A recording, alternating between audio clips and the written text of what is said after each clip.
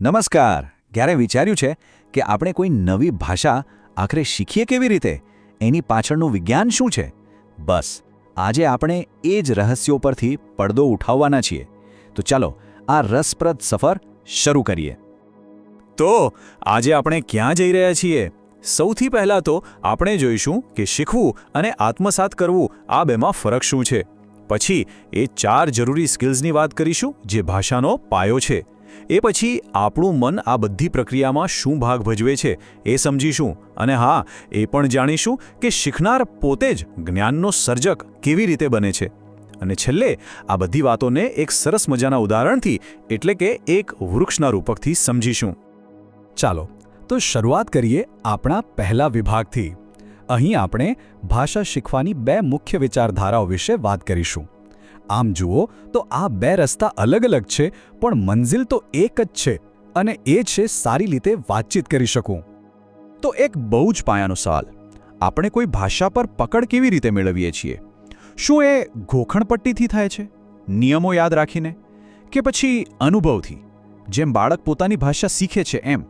બસ આ જ સવાલ આપણને 2 અલગ અલગ ખ્યાલો તરફ દોરી જાય છે. તો આ બેમાં ફરક શું છે? ચાલો સમજીએ. અધ્યયન એટલે ક્લાસરૂમમાં બેસીને ચોપડીઓમાંથી વ્યાકરણના નિયમો અને શબ્દોની યાદીઓ ગોખીને શીખવું, આ એક સભાન પ્રયત્ન છે. બીજી બાજુ છે સમપ્રાપ્તિ. આ એકદમ કુદરતી પ્રક્રિયા છે, બિલકુલ એ રીતે જે રીતે એક નાનું બાળક પોતાની માતૃભાષા શીખે છે. કોઈ નિયમો નહીં, કોઈ ગોખણપટ્ટી નહીં, બસ સાંભળીને બોલવાનો પ્રયત્ન કરીને અને હા, ભૂલો કરીને શીખી જાય છે. હવે ભલે કોઈ પણ રસ્તો અપનાવો, ભલે અધ્યયન કરો કે સંપ્રાપ્તિ, અમુક વસ્તુઓ તો પાયાની છે. કોઈ પણ ભાષા પર પકડ મેળવવા માટે 4 મૂળભૂત કૌશલ્યો એટલે કે સ્કિલ્સ હોવા ખૂબ જ જરૂરી છે. તો ચાલો જોઈએ કે ભાષાના આ બિલ્ડિંગ બ્લોક્સ કયા છે. અને આ 4 કૌશલ્યો છે: સાંભળવું, બોલવું, વાંચવું અને લખવું. બસ આ 4 આ ભાષાની ઇમારતના 4 પાયા છે. અને એક વાત ગાંઠ બાંધી લેવા જેવી છે કે આમાં માસ્ટરી મેળવવા માટે પ્રેક્ટિસ એટલે કે મહાવરો એના વગર તો ચાલે જ નહીં. એ સૌથી પહેલી અને સૌથી જરૂરી શરત છે. હવે આમાં એક મજાની વાત છે.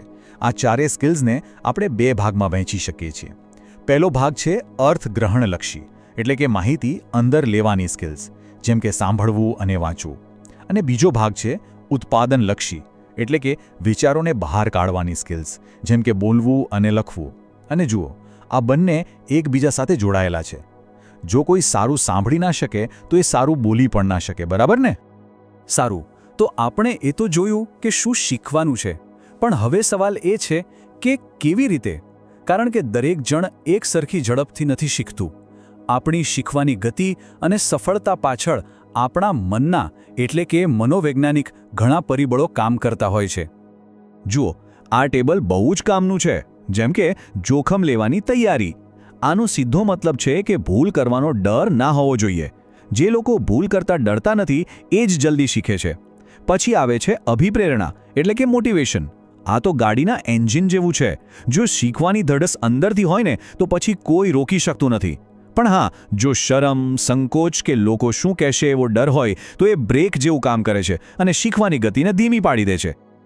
ચાલો હવે આપણે એક એવા આધુનિક વિચાર તરફ જઈએ જે શીખવાની આખી પ્રક્રિયાને જોવાનો દૃષ્ટિકોણ જ બદલી નાખે છે. આ વિચાર એવું કહે છે કે શીખનાર કોઈ ખાલી વાસણ નથી જેમાં જ્ઞાન ભરવામાં આવે, પણ એ તો પોતે જ જ્ઞાનનો સર્જક છે. આ અભિગમને કહેવાય છે રચનાત્મક અભિગમ. એનું માનવું છે કે જ્ઞાન કોઈ એવી ચીજ નથી જે શિક્ષક વિદ્યાર્થીના મગજમાં ઠાંસીને ભરી શકે. ના, એનાથી ઉલટું, શીખનારાઓ પોતે જ પોતાના અનુભવોથી, પ્રયોગો કરીને અને એના પર વિચાર કરીને જ્ઞાનનું નિર્માણ કરે છે. અને આ કોઈ હવામાંથી આવેલો વિચાર નથી. આ એ વાત પર આધારિત છે કે લોકો હકીકતમાં શીખે છે કેવી રીતે. તો સવાલ એ છે કે આ કામ કેવી રીતે કરે છે? બહુ સરળ છે. પહેલાં શીખનાર કોઈ વાસ્તવિક સમસ્યા કે પ્રયોગમાં જોડાય છે. પછી એના પર મનન કરે છે, વિચારે છે કે મેં શું કર્યું, આ કેમ કામ કરી ગયું અથવા કેમ નિષ્ફળ ગયું.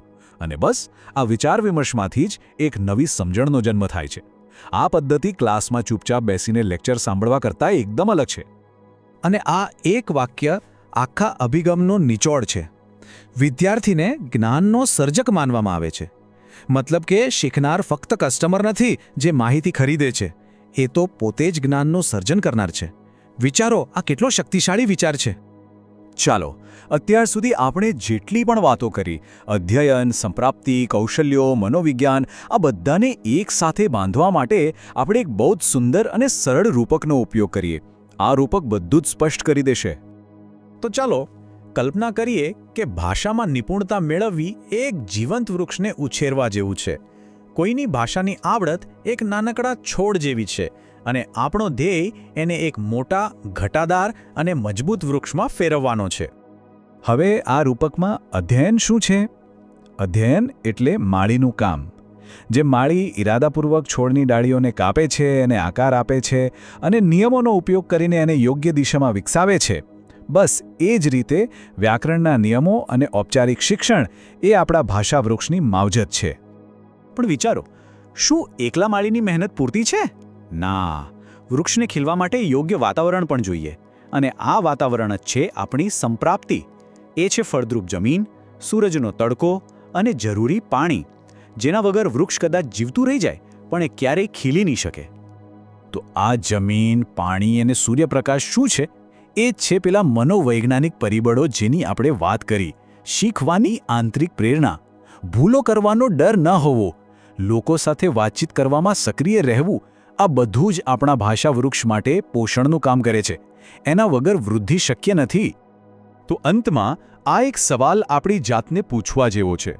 આપણા ભાષા વૃક્ષને અત્યારે શેની સૌથી વધુ જરૂર છે? શું એને માળીની જેમ નિયમો અને કાપકૂપની જરૂર છે, કે પછી એને વધુ સારા વાતાવરણની,